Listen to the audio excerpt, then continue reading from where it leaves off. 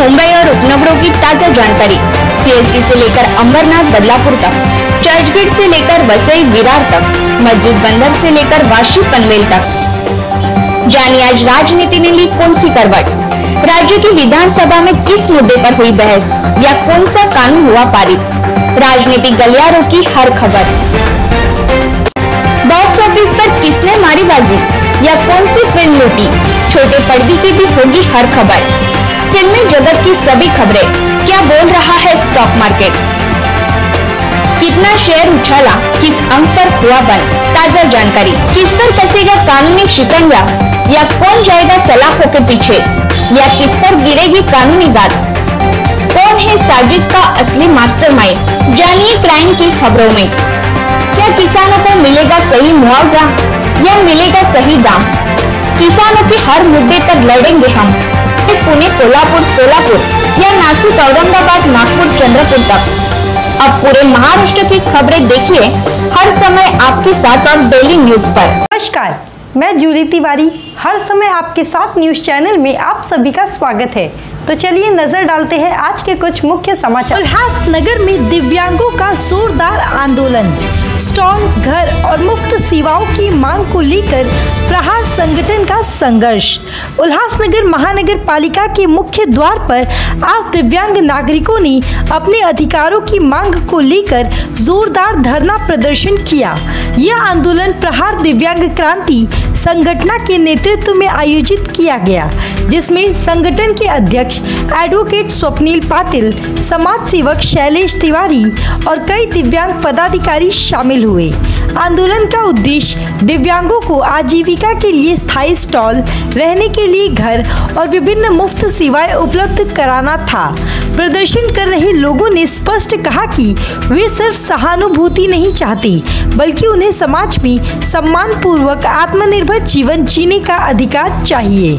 धरना स्थल पर पहुंचे महानगर पालिका के अतिरिक्त आयुक्त धीरज चौहान ने आंदोलनकारियों से बातचीत की और उन्हें आश्वासन दिया कि 1 महीने के भीतर शहर में दिव्यांगों का सर्वे किया जाएगा। इस सर्वे के आधार पर उपयुक्त स्थानों पर लॉटरी के माध्यम से स्टॉल वितरित किए जाएंगे। साथ ही उन्होंने यह भी बताया कि जिन्हें स्टॉल मिलेंगी उन्हें मिलने वाला मासिक अनुदान बंद कर दिया जाएगा।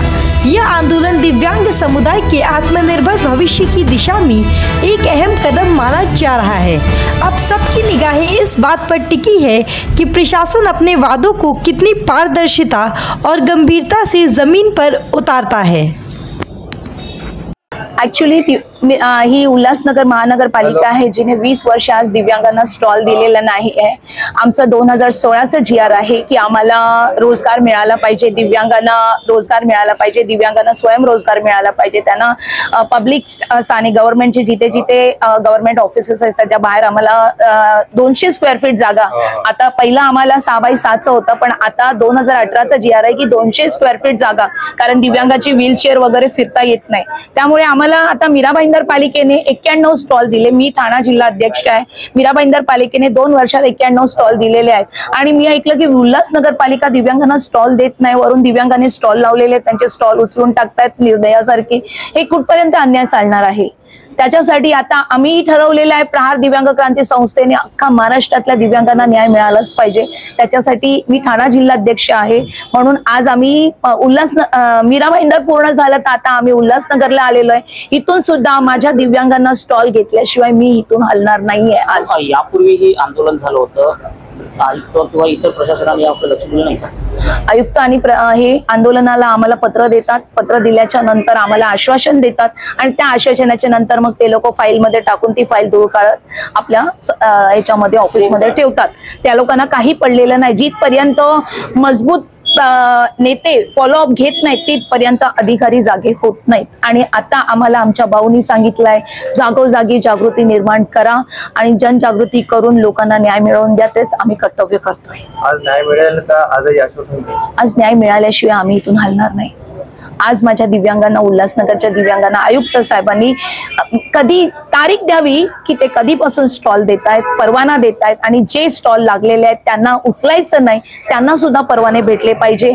आणि 200 स्क्वेअर फीट जागा पास झालीच पाहिजे. जर तुमच्याकडे 200 स्क्वेअर फीट साठी जागा नाही तर मिनिमम 100 किंवा 150 स्क्वेअर फीटचा आज आम्हाला इथून ठराव पास करून द्यावा, पत्र द्यावा, त्याच्यानंतर आम्ही इथून हलणार आहोत.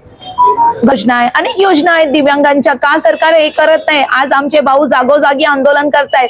मुख्यमंत्री साहेबांचं वर कोणाचा दबाव आलेला आहे? मुख्यमंत्री साहेब दिल्लीवरून सूत्र हलतायत का? आम्हाला शेतकऱ्यांचा 7/12 कोरा हवाय, आम्हाला दिव्यांगांचं मानधन हवंय, आम्हाला विधवा महिलांना मानधन हवंय, आम्हाला कामगारांना, मेंढपाळांना, आम्ही सगळ्यांसाठी आज आमच्या भाऊंच्या पायातून रक्त येत आहे. रक्त आमचे भाऊ तरी हिंमत हरत नाहीयेत. तरी पण मुख्यमंत्री साहेब फक्त खोटे आश्वासनं देत आहेत. 7 एप्रिलला आमची मीटिंग गेली, त्याच्यामध्ये आमच्या 19 मागण्या पूर्ण करणार होत्या, त्या सुद्धा त्यांनी पूर्ण केलेल्या नाहीयेत. GR काढलेला नाहीये. परत आमच्या भाऊंनी आमरण उपोषण केलं तेव्हा बावनकुळे साहेब आले, त्यांनी पत्र दिलेलं आहे की ते मागण्या पूर्ण करणार, पण ते मागण्या पूर्ण करत नाहीयेत. मग गरीब जनता कोणाकडे जाणार? मुख्यमंत्री कशासाठी झालेला आहे?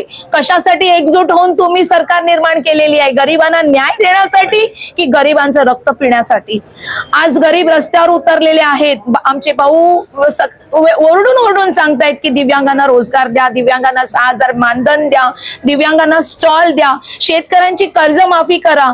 आम्ही काय मागतोय? तुम्ही जे कमिटमेंट केलं तेच आम्ही मागतोय ना तुमच्याकडे. मग ते कमिटमेंट का पूर्ण करायला तुम्हाला कोणाची परवानगी लागते? तुम्हाला दिल्लीवरून उत्तर हवंय का? का तुम्हाला उशीर होतोय? का आमच्या भाऊंच्या जीवाशी खेळताय? 24 तारखेला आम्ही चक्का जाम करणार आहे, प्रत्येक ठिकाणी चक्का जाम होणार आहे, आणि त्यावेळेला दिव्यांग, मजदूर, कामगार, शेतकरी सगळे उतरणार आहेत. सगळे पक्ष सोडून, राजकीय पक्ष सोडून फक्त एक सामान्य नेता म्हणून आम्ही चक्का जाम करून टाकू जर दिव्यांगांचं, शेतकऱ्यांच्या मागण्या पूर्ण नाही झालं. या माध्यमातून, या तुमच्या माध्यमातून मी मुख्यमंत्री साहेबांना विनंती करते, एक प्रहार सैनिक म्हणून, की आमच्या मागण्या योग्य आहेत. जर तुम्ही आमदारांना पेन्शन देताय, पेन्शन वाढी देताय, आमदारांना मग करोडपती आमदारांची पेन्शन बंद करा, त्यांचे उत्पन्न बंद करा. तुम्ही का गरिबांना तुम्ही तडपडावत ठेवलाय?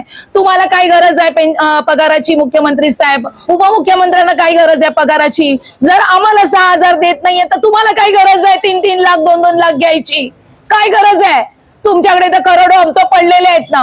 मग गोरगरीब विधवा महिलांना, शेतकऱ्यांना का तुम्ही तडपडत ठेवलाय? का आत्महत्या होत आहेत? का तुम्हाला न्याय द्यायला वेळ लागतोय? कुठे तुमचं घोडं अडलेलं आहे सांगा ना. आज आमची तब्येत बरी नसताना आम्ही इथे येतोय लढण्यासाठी. लाजदायक गोष्ट आहे. महाराष्ट्राचा मुख्यमंत्री महाराष्ट्र असून आज आम्हाला दिव्यांग महाराष्ट्र महिलांना इथे यावं लागतंय. आज माझ्या उल्हासनगरच्या दिव्यांगांना 20 वर्ष झाले. कुठे झोपलेली आहे पालिका? या पालिकांच्या अधिकाऱ्यांवर कारवाई झाली पाहिजे. आम्ही नुसतं इथे ठराव घेऊन जाणार नाहीये. तुमच्याकडे GR असून तुम्ही या लोकांना का न्याय नाही दिला म्हणून यांच्यावर कारवाई झाली पाहिजे, ही मागणी आमची असणार. आज दिव्यांग बांधवांचं शिष्टमंडळ आले होते. त्यांची मुख्यतः स्टॉलसाठीची मागणी होती. स्टॉलसाठीच्या मागणीसाठी आता स्टॉलसाठी सर्वेक्षण सुरू करण्याचे आदेश देण्यात आलेले आहेत. 1 महिन्यात ते स्टॉलचं सर्वेक्षण होऊन पुढील कार्यवाही त्याच्यावर करण्यात येईल. तो आज के लिए बस इतना ही. कल फिर मिलेंगे इसी समय इसी चैनल पर. तब तक के लिए मुझे दीजिए इजाज़त. धन्यवाद. हमारे चैनल को सब्सक्राइब करें और बेल आइकन दबाना ना भूलें ताकि हमारी खबरें सबसे पहले आप तक पहुँचें.